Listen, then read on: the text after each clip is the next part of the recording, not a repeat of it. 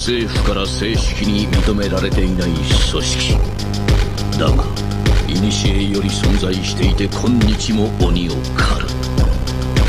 鬼殺隊は生身の体で鬼に立ち向かう。人を守るために。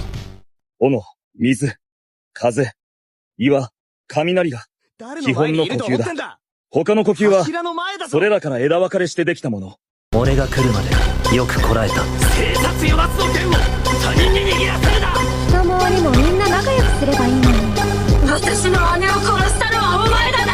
心の炎が消えることはない。ここにいる者は誰も知らせない。こっからはド派手に行くぜ。譜面が完成した。勝ちに行くぞ。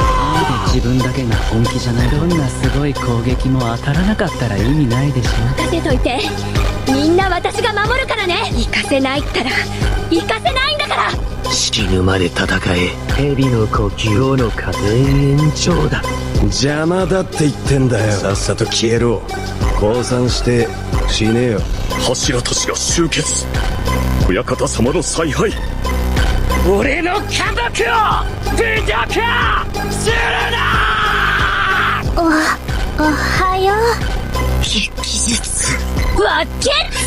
これは絶対に俺がやらなきゃダメなんだ。じいちゃんは腹切って死んだ。俺の顔に文句でもあんのか。ちょっとおっしゃい。ファンの指示に従っただけなの。さようなら。